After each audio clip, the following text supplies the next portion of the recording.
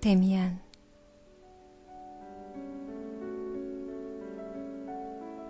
에바 부인. 그 두 번째 이야기.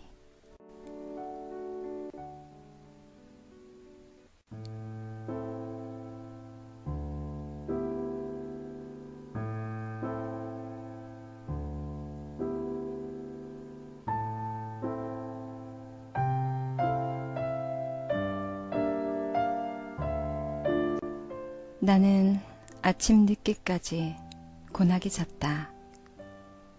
새로운 날이 나에게는 엄숙한 축제일로서 시작되었고, 그것은 유년 시절의 성탄절 축제일에 경험하지 못한 그러한 날이었다.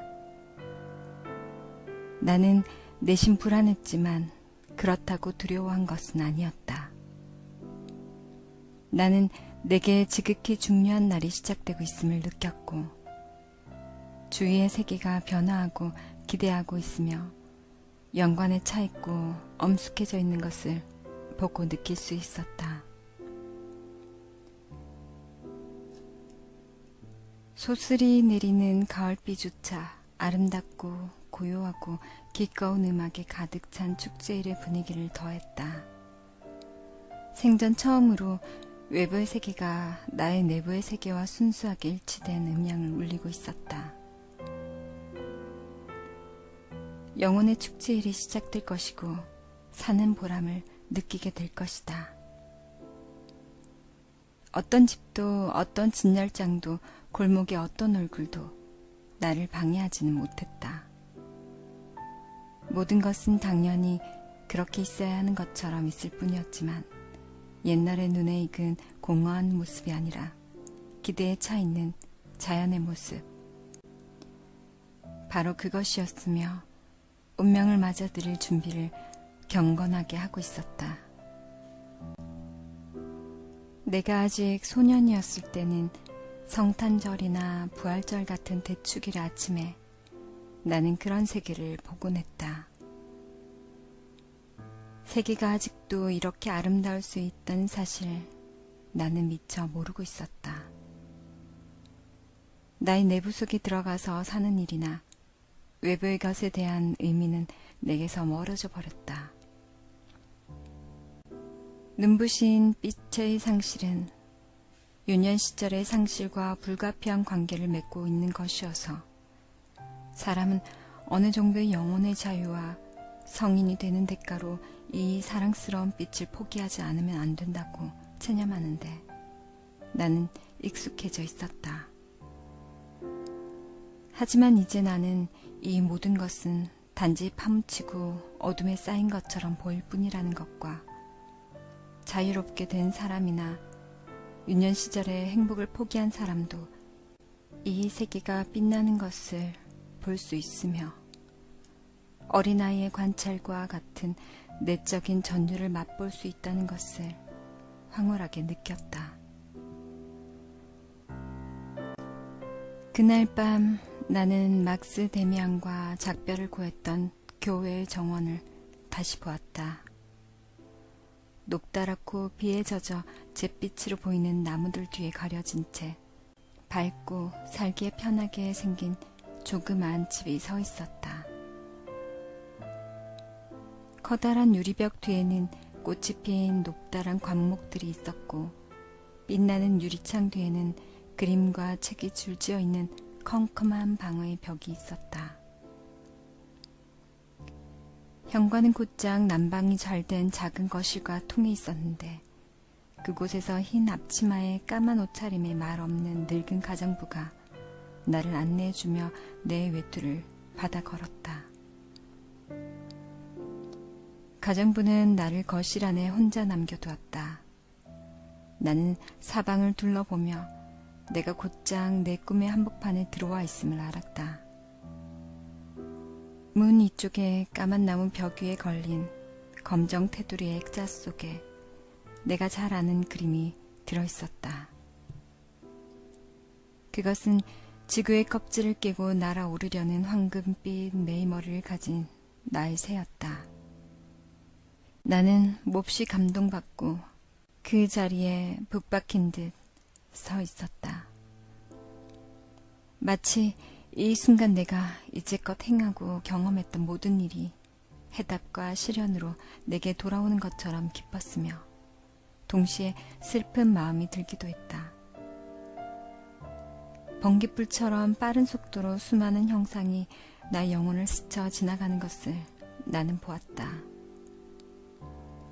현관문의 아치 위에 돌로 된 문장이 달려 있었던 고향의 집.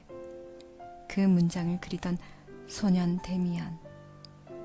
두려움에 떨며 크로모의 속박에 얽매여 있던 어린 소년으로서의 나 자신. 조용한 기숙사의 한 구석에서 동경의 새를 그리며 영혼이 제 스스로의 그물에 뒤얽혀 있던 청년으로서의 나 자신. 이 모든 것이, 이 순간에까지 이르는 모든 것이 나의 내부에서 다시 응답하고 긍정하고 대답받고 승인되었다. 젖어드는 눈으로 나는 나의 그림을 응시하며 내 자신의 마음을 읽었다. 그러고 나는 눈길을 내려뜨렸다. 새 그림 아래 열려진 문 앞에 까만 옷을 입은 키가 큰 부인이 서 있었다. 바로 그 사람이었다. 나는 한마디도 할 수 없었다. 자신의 아들처럼 시간과 나이를 초월한 활기와 의지에 넘치는 얼굴에 아름답고 품이 있는 자태의 부인이 나를 향해 정답게 미소를 보내고 있었다. 그 여자의 눈길은 충족이었고 그 여자 인사는 귀향을 뜻했다. 나는 아무 말 없이 그녀에게 두 손을 뻗었다. 그녀는 굳건하고도 따스한 두 손으로 내 손을 잡아주었다. 당신이 싱클레어지요? 나는 당장에 당신을 알아보았어요. 잘 오셨습니다. 그녀의 음성은 낮고 따스했고 나는 감미로운 포도주를 마시는 것처럼 그 음성을 들이켰다. 그러고는 시선을 들어 그녀의 고요한 얼굴과 검고 깊이를 알 수 없는 두 눈을 들여다보고 신선하고 성숙한 입술과 표적을 단 넓고 기품 있는 이마를 바라보았다. 얼마나 기쁜지 모르겠습니다. 이렇게 말하면서 나는 그녀의 두 손에 입을 맞추었다. 저는 한평생 길 위에서 헤맸던 것 같습니다. 이제야 집에 돌아온 듯합니다. 그녀는 어머니 같은 미소를 지었다. 아무도 집으로 돌아갈 수는 없어요. 그녀는 아주 다정스럽게 말했다. 그러나 친밀한 두 길이 나란히 뻗어 있을 때는 온 세계가 잠시 동안은 고향처럼 느껴지지요. 그녀는 이곳을 찾아오는 동안 내가 느꼈던 것을 말했다. 음성이나 이야기하는 태도가 아들과 매우 비슷했다. 그러나 어찌 보면 전혀 딴판이기도 했다. 모든 것이 한결 성숙하게 느껴졌고 더 따스했으며 더 분명하게 느껴졌다. 옛날 데미안이 그 누구에게도 소년의 인상을 주지 않았던 것처럼 그의 어머니도 다 큰 아들이 있는 어머니처럼 보이지 않았다. 얼굴과 머리칼에 감도는 숨결은 젊고 감미로웠으며 황금빛의 살결은 생기 있었고 주름살이라고는 찾아볼 수 없었으며 그 입은 마치 꽃처럼 피어 있었다. 내가 꿈속에서 본 것보다 훨씬 더 위풍 있는 모습으로 그 여자는 지금 내 앞에 서 있었는데 그녀 가까이에 있는 것으로 사랑의 행복을 느끼게 해주었고 그녀에게 따스한 시선을 받는 것으로 벅찬 충족감을 안겨주었다. 이것이 나의 숙명이 내게 모습을 보여준 새로운 영상이었다. 이제 더는 엄격하지도 고독하지도 않았으며 너무나 성숙했고 기쁨에 넘쳤다. 나는 새삼스레 결심할 필요도 없었고 아무런 기원도 하지 않았다. 나는 목적지에 도달해 있었고 그것보다 더 앞으로 나아가는 길이 바로 가까이 행복의 나뭇가지의 그림자처럼 어려 있었으며 새로운 약속이 나라를 향한 길이 온갖 즐거움의 정원에서부터 저 멀리 꼭대기까지 웅장한 모습으로 길게 뻗어 있었다. 나의 앞날이 어떤 식으로 전개되어 가든지 지금 여기에서 이 부인을 알고 그녀의 음성을 음미하며 그녀 가까이에서 숨 쉴 수 있다는 것만으로도 나는 행복했다. 그녀가 내게 어머니가 되든지 애인이나 여신이 되든지 그녀가 단지 여기에 있다는 것만으로도 충분했다. 나의 길이 다만 그녀의 길 가까이 있다는 것만으로도 나는 좋았다. 그녀는 나의 매 그림을 가리켰다. 당신이 이 그림을 보내왔을 때처럼 데미안이 기뻐한 적이 없었어요. 그녀는 생각에 잠긴 어조로 말했다. 나도 물론 그랬지요. 우리는 당신을 기다렸어요. 우리는 이 그림을 받고 당신이 우리들에게로 오는 중임을 알았지요. 싱클레어, 당신이 아직 조그만 소년이었을 때 말이에요. 어느 날 데미안이 학교에서 돌아와서 당신에 관해 말한 적이 있어요. 이마에 표적이 있는 애가 있어요. 그는 틀림없이 내 친구가 될 거예요. 하고 말이죠. 그 애가 바로 당신이었어요. 그러나 당신도 쉽지는 않았을 거예요. 그러나 우리는 언제나 당신을 믿고 있었답니다. 언젠가 한번 당신이 방학을 맞아 집으로 돌아왔을 때 데미안과 만난 적이 있었지요. 당신이 아마 16살쯤이었을 거예요. 데미안이 그 일을 이야기해 주더군요. 나는 말을 가로막았다. 오, 맙소사. 그때 이야기를 해주었다고요? 내가 제일 비참했던 시절이었어요. 알아요. 데미안은 내게 당신이 지금 최대의 곤란에 직면했다고 하더군요. 그는 또다시 공동체 속으로 도망가려고 애쓰고 있으며 심지어는 술집의 단골 손님이 되었더라고 말해주었어요. 그러나 성공하지 못할 거라고 했었지요. 그의 표적이 지금은 숨겨져 있지만 아무도 모르게 그의 내부를 불태우고 있을 테니까 그럴 수 없다고요. 그렇지 않았나요? 네, 그랬어요. 조금도 틀리지 않아요. 그 후 저는 베아트리체를 발견했고 마침내는 지도자가 한 명 나타나 저를 도와주었지요. 피스토리우스라는 사람이었어요. 그제야 비로소 저는 소년 시절에 왜 그렇게 데미안에게 결부되었어야 했는가, 왜 그에게서 벗어날 수 없었는가를 분명하게 깨달았지요. 부인, 어머니, 저는 그 당시 때때로 자살까지 생각했답니다. 그 길은 누구에게나 그렇게 어려운 것인가요? 그녀는 손으로 내 머리를 쓸어 넘기며 바람처럼 가볍게 쓰다듬어 주었다. 태어나는 것은 언제나 어려운 일이지요.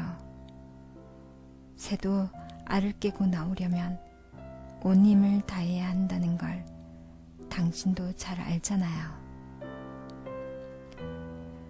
돌이켜 자신에게 한번 물어보세요. 대체 그 길은 그렇게도 어려웠던가? 그저 어렵기만 했던가? 그러나 역시 아름답지는 않았는가? 하고 말이에요. 당신은 보다 더 아름답고도 쉬운 길을 알고 있나요? 나는 고개를 가로저었다. 나는 잠꼬대를 하는 것 같은 말투로 말했다. 어려웠어요. 꿈이 내게로 오기까지 정말 어려웠어요. 그녀는 머리를 끄덕이면서 나를 뚫어지게 바라보았다. 그래요. 사람은 누구나 자신의 꿈을 발견해야 하는 거예요. 발견하고 나면 길은 한층 쉬워지지요. 하지만 영원히 계속되는 꿈이란 없어요. 또다시 새로운 꿈이 나타나지요. 어떤 꿈에도 집착해서는 안 돼요. 나는 매우 놀랐다. 그것은 일종의 경고였을까, 방어였을까. 그러나 어떻다 해도 마찬가지였다. 나는 이미 그녀에게 인도를 받으며 목적지에 대해서는 묻지 않을 결심이 있었다. 저는 잘 모르겠군요. 나는 말했다. 얼마나 오랫동안 저의 꿈이 계속될지는 알 수 없어요. 저는 다만 그 꿈이 영원하기를 바라고 있어요. 새의 그림 아래에서 저의 운명은 마치 어머니처럼, 어쩌면 애인처럼 저를 맞이해 주었어요. 저는 그 운명에 속해 있으며 그 밖에는 아무것도 속해 있지 않습니다. 그 꿈이 당신의 운명인 안에서 당신은 그것에 언제나 충실해야겠지요. 그녀는 엄숙한 어조로 내 말을 보충해 주었다. 비에가 그리고 이 행복한 순간 속에 그대로 죽고 싶은 열렬한 소원이 나를 사로잡았다. 눈물이 얼마나 오랫동안 나는 울지 않았던지 억누를 길 없이 흘러나와 나를 압도하고 있었다. 난 성급히 얼굴을 그녀에게서 돌려 창가로 걸어가서는 눈물에 흐려져 보이지 않는 눈으로 화분의 꽃 너머 먼 곳을 바라보았다. 등 뒤에서 그녀의 목소리가 들려왔다. 침착했지만 가장자리까지 가득 채워진 와인잔처럼 사랑으로 가득 차 있는 목소리였다. 싱클레어, 당신은 아직 어린애로군요. 물론 당신의 운명은 당신을 사랑하고 있어요. 당신이 변함없이 충실하다면 당신이 바라는 것처럼 언젠가는 완전히 당신의 것이 된답니다. 나는 간신히 자신을 억제한 뒤 다시 그녀 쪽으로 얼굴을 돌렸다. 그녀는 내게 손을 내밀었다. 내겐 두서너 명의 친구가 있어요. 그녀는 미소를 띠면서 말하는 것이었다. 두서넛밖에 안 되는 극소수지만 지극히 가까운 사람들이랍니다. 그들은 나를 에바 부인이라고 부르지요. 당신도 원한다면 나를 그렇게 불러주세요. 그녀는 나를 문가로 데리고 가서 문을 열고 정원을 가리켰다. 바깥으로 나가보면 데미안이 있을 거예요. 높다란 나무 아래에서 나는 충격에 휩싸인 채 멍하니 서 있었다. 내가 눈을 뜨고 있는 것인지 꿈을 꾸고 있는 것인지 이제까지 보다 한층 더 분간할 수가 없었다. 빗방울이 나뭇가지에서 방울져 떨어져 내렸다. 나는 천천히 간 기슭을 따라 멀리까지 뻗어있는 정원으로 걸어갔다. 마침내 데미안을 발견했다. 그는 웃옷을 벗은 채 정원의 정자 안에 매달아 놓은 모래주머니 앞에서 권투 연습을 하고 있었다. 나는 깜짝 놀라 발을 멈추었다. 데미안은 아주 멋있어 보였다. 널따란 가슴, 야무지고 남성적인 머리, 긴장된 근육으로 지켜든 두 팔은 강하고 단단해 보였고 근육의 움직임이 파문이 있는 샘물처럼 허리와 어깨와 팔의 관절을 휘감고 있었다. 데미안! 나는 그를 불렀다. 거기에서 뭘 하고 있어? 그는 유쾌하게 웃었다. 연습을 하고 있어. 난 그 조그만 일본인하고 격투를 하기로 했거든. 그 사람은 고양이처럼 날쌔고 빈틈이 없단 말이야. 그러나 나를 그렇게 맘대로 다루지는 못할 거야. 그에게 빚진 아주 사소한 굴욕적인 일이 있었지. 그는 셔츠와 웃옷을 걸쳤다. 벌써 우리 어머니를 만나봤어? 그가 물었다. 그래, 데미안. 네 어머니는 정말 근사한 분이시더군. 에바 부인. 그 이름은 정말 완전히 그분에게 어울리는 이름이야.